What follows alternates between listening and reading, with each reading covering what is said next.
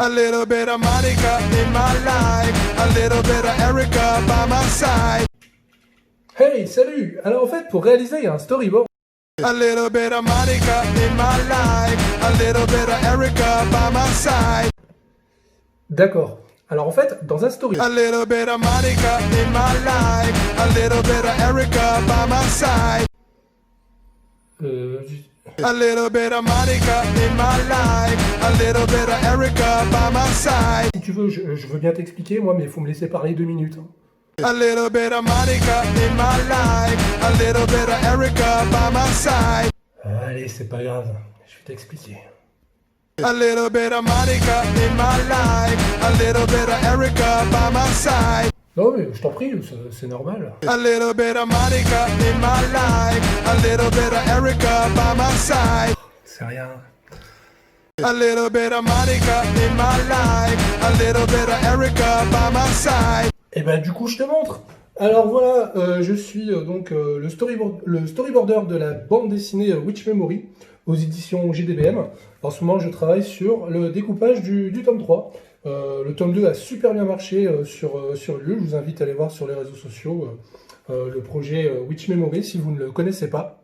Alors un storyboard, dans un premier temps, ça permet de voir à quoi pourrait ressembler une planche dans son intégralité, donc de façon très brouillon. On va placer les cases, les phylactères et un peu le dessin, mais de façon vraiment très grossière, de façon rapide, afin de vraiment voir à quoi ça pourrait ressembler une fois la page terminée. Alors pour la première étape, déjà je suis accompagné d'un magnifique chat que nous avons ici. Pour la première étape, je reçois donc un PDF de Seba, qui est donc le scénariste de Witch Memory, et donc il m'envoie un PDF avec le nombre de cases dans son album, et moi je vais donc découper son scénario de façon à ce que son scénario tienne sur 46 pages, voire un peu plus, ça dépend. Ensuite, bon, alors, il arrive de temps en temps que j'ai un moment câlin avec ma petite chatte. Voilà, donc ça arrive, hein, c'est les aléas du métier. Je peux travailler ou non? T'en veux encore? Oh, là, ma petite. Oh oui, oh c'est beau ça. Voilà, donc les difficultés du métier. C'est de pouvoir rester concentré.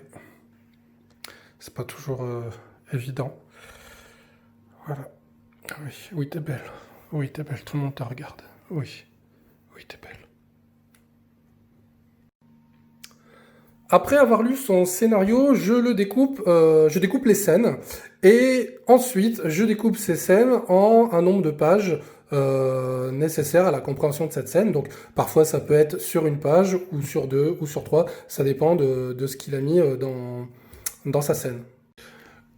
Une fois que j'ai terminé de découper les scènes et les pages, il faut bien sûr que je m'assure que chaque fin de page corresponde à une fin de scène. Il faut s'imaginer en fait que chaque page d'un album possède un titre, pour qu'il y ait une logique, une structure narrative logique dans la page, et quand tu arrives à la dernière case, que ça te donne envie de la tourner. Et bien sûr, un découpage de page n'est pas la même chose qu'un webtoon qui se lit de case en case. Là, c'est plutôt une page de BD. Du coup, il faut faire attention au jeu de regard. Donc, si tu veux, une page se lit comme ça. Et il faut que dans ton découpage, tu aies pensé à ça, donc à travers, par exemple, des jeux de regard qui font voyager l'œil du spectateur dans la page, jusqu'à te donner envie donc de la tourner. Un exemple de storyboard, du coup, ça c'était la page 1 du tome 2. Donc voilà, de façon très grossière, j'ai dessiné donc la scène qu'il m'avait écrit. Et donc je place bien les textes, je donne des indications au dessinateur Pedro Pérez. Donc je dis bien quel personnage se trouve sur la page. Il y a le nombre de pages, et lui, par la suite, il va interpréter ça à sa sauce. Une fois que Seba, le scénariste, a donc validé le découpage, Il va l'envoyer à Pedro Pérez qui va donc le réinterpréter, le dessiner.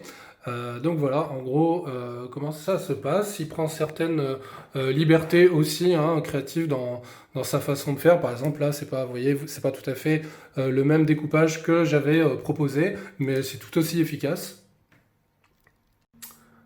Un autre exemple de découpage. Donc voilà, ça c'était la version découpage que j'ai proposée. Et voici donc sa version terminée, avec toujours encore quelques libertés, comme par exemple dans la volonté de faire des phylactères qui sortent des cases, contrairement à ce que j'avais pu proposer, et par exemple des cases aussi qui sont un peu réinterprétées, qui parfois apportent un peu plus de dynamisme. Une petite dernière pour la route. Voilà, donc un avant-après.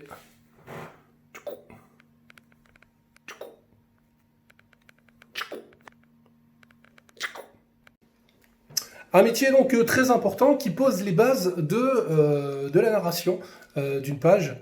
Donc c'est vraiment une étape à ne pas négliger quand on réalise une bande dessinée. Voilà donc qui répond à toutes tes questions. J'espère t'avoir satisfait avec ces explications.